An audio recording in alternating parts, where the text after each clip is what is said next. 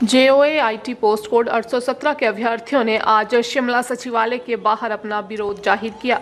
अभ्यर्थी सरकार से रिजल्ट निकालने की लंबे अरसे से मांग कर रहे हैं। आज भी इसी मांग को लेकर अभ्यर्थी अपने अभिभावकों के साथ सचिवालय के बाहर पहुंचे और मुख्यमंत्री से रिजल्ट निकालने की गुहार लगाई। अभ्यर्थियों ने कहा कि अगर आज भी कैबिनेट की बैठक में रिजल्ट निकालने को लेकर कोई निर्णय नहीं हुआ तो वे आज से आमरण अनशन पर बैठ जाएंगे। अभ्यर्थियों ने बताया कि लगभग 5 साल से JOAIT पोस्ट कोड 817 की भर्ती प्रक्रिया चल रही है, लेकिन अभी तक अंतिम परिणाम नहीं निकल पाए हैं। मामले को लेकर कोर्ट में भी लड़ाई लड़ने के बाद उनके हक में निर्णय आया है, लेकिन सरकार परिणाम नहीं निकाल रही है। CM और मंत्रियों से कई बार गुहार लगा चुके हैं, लेकिन किसी के कान में जूं तक नहीं रेंग रही। परिवार भी मानसिक रूप से प्रताड़ित हो चुका है। आज अगर कैबिनेट में कोई निर्णय नहीं होता है तो वे शिमला में आमरण अनशन पर बैठ जाएंगे। वहीं बच्चों के साथ साथ आज अभिभावक भी शिमला सचिवालय पहुंचे और कहा कि ऐसा पहली बार हुआ है कि जब किसी भर्ती प्रक्रिया के परिणाम निकालने के लिए अभिभावकों को सड़क पर आना पड़ा है। सर, आज पहली बार नहीं, हिमाचल प्रदेश की राजधानी में मैं आज 13वीं बार यहाँ पर आया हूँ। आज परिस्थिति ये हो चुकी है कि अभ्यर्थी तो अपने रिजल्ट की मांग करने आ रहे हैं, लेकिन अभ्यर्थियों के माता पिता सड़कों पर आ रहे हैं। क्या मजबूरियां है ऐसी?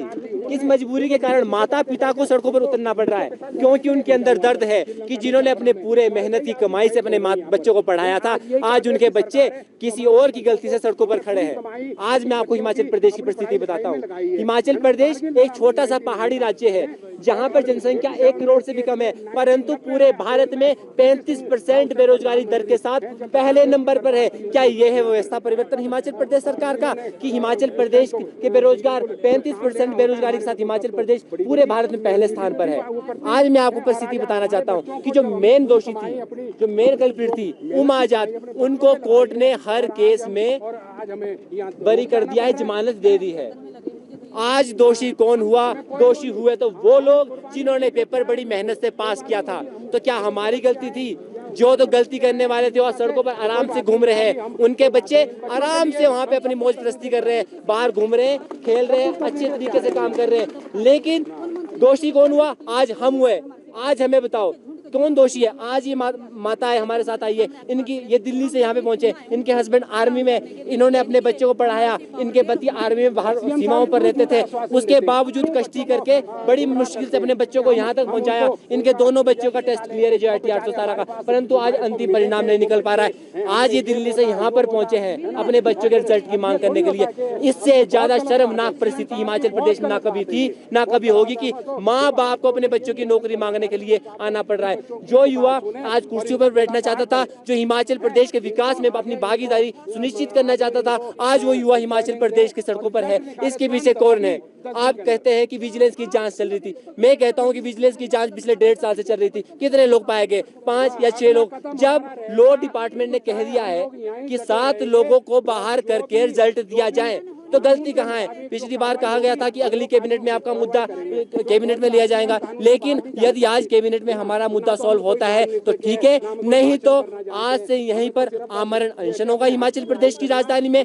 उसके लिए प्रशासन जिम्मेवार है, हिमाचल प्रदेश की सरकार जिम्मेवार है, हिमाचल प्रदेश के मुख्यमंत्री जिम्मेदार है, हिमाचल प्रदेश के मंत्री जिम्मेवार है और हिमाचल प्रदेश कांग्रेस के तमाम कार्यकर्ता जिम्मेवार है, जिन्होंने हमसे वोट लिया था। हमने वोट का सपोर्ट किया। आज हिमाचल प्रदेश में कांग्रेस की सरकार है, परंतु उस सरकार ने हमसे मुंह फेर लिया है।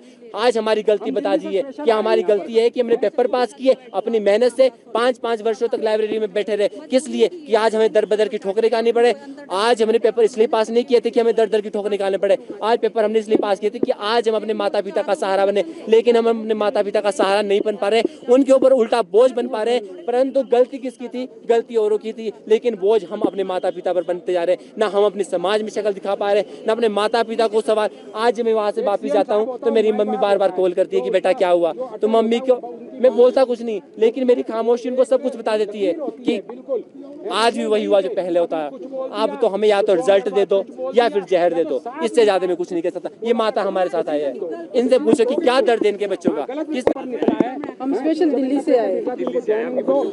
हाँ, हमारे 2 बच्चों का दोनों का क्लियर हो रखा है। बहुत दुख होता है बच्चों को देख के। दिन रात बच्चों ने मेहनत करके, दिन रात एक करके, हम साक्षी है खुद अपने बच्चों के। नहीं तो नौकरी तो दिल्ली में भी कर सकते थे, क्यों हमने अपने हिमाचल सरकार में, हिमाचल अपने घर में जाएंगे, अपनी नौकरी वहाँ करेंगे, आराम से रहेंगे। और अभी 4 साल हो गए, 4 सालों में बच्चों को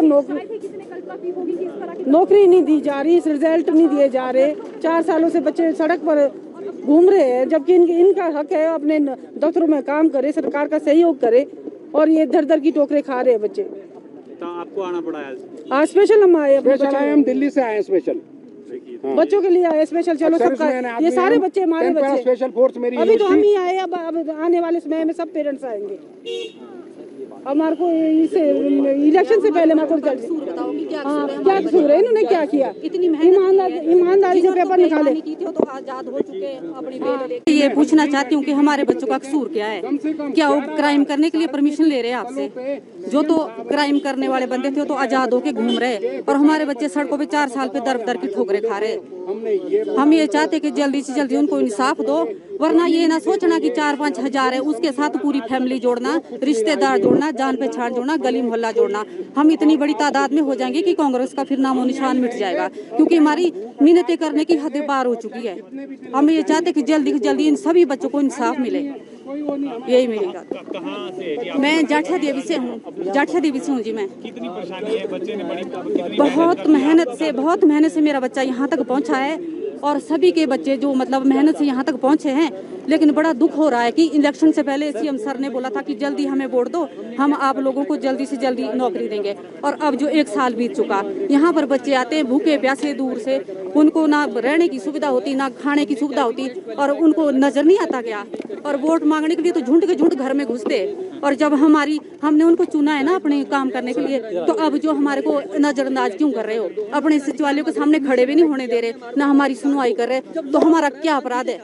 हमारे बच्चे जो है मतलब कोई क्राइम करना चाह रहे कि तब जा रहे उनके पास परमिशन ले, कोई रेप करना चाह रहे, कोई मर्डर करना चाह रहे, या कोई तस्करी करना चाह रहे, तो उसके बावजूद जब वो मेहनत से नौकरी पाना चाह रहे तो क्यों अडंगे लगाए जा रहे? और बहुत सारे मंत्री लोग हैं जो बच्चों को अकेले बुलाते हैं अपने कैबिन में, बाहर ओपन क्यों नहीं करते वो बात, और कैबिन में बुला के फिर दबकाते हैं बच्चों को। आज हमारे सामने आए, जिनको भी जो भी दिक्कत है हम उनसे बात करेंगे, हमारे सामने आके बात करेंगे।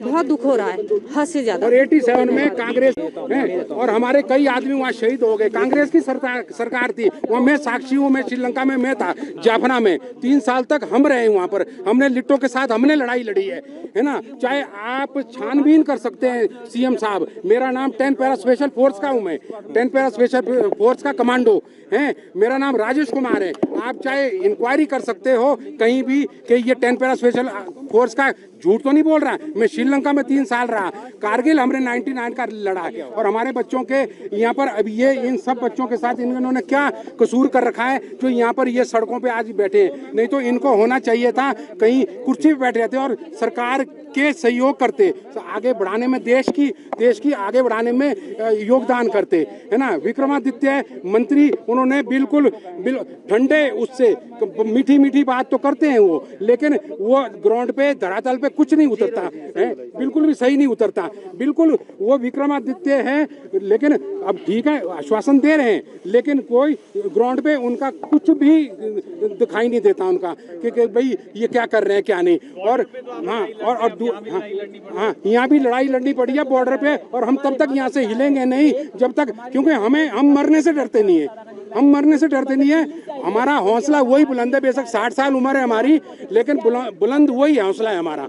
हाँ, खुशी हुई थी जब बेटे का लगा था कि अब हमारे दोनों बच्चों का सिलेक्शन हो रखा है इसके अंदर 817 में, लेकिन ऐसी बात नहीं, मुद्दा उनका नहीं है, मुद्दा ये बच्चे भी हमारे हैं, उनसे पहले बेशक उनका ना हो हमारे वालों का, लेकिन इनका हो जाना चाहिए। ठीक है, जिनका पेपर निकला हुआ है उनको आप करो, उनको ज्वाइनिंग दो, उनका वो करो। हर एक बच्चा तो नहीं आ रहा ना यहाँ पर, हर एक आदमी खड़ा नहीं हो रहा है यहाँ पर आके, है हर एक बच्चा नहीं हो रहा है यहाँ पर आके खड़ा, हो तो वही रहा है ना जिसको दुख होगा है। अब तो वो तो वही बात होगी, आपने न्योता तो दे दिया है ना, न्योता तो दे दिया है, वैकेंसी निकाल ली और न्योता दे दिया घर पे, भाई आना है हमारे घर में, ये फंक्शन है, दरवाजा आप खोल नहीं रहे, उनको मार रहे हो। आपने वैकेंसी तो निकाल ली है ना, और सब कुछ, और फिर आप आगे आके आपके पास आ रहे हैं नौकरी मांगने के लिए, आप उनको भगा रहे हो और आप उनको धुतकार रहे हो। तो ये काय का इंसाफ है? हैं? हाँ हाँ, दुख बहुत होता है जी, बहुत दिल में दुख होता है ना, बहुत दिल में दुख होता है।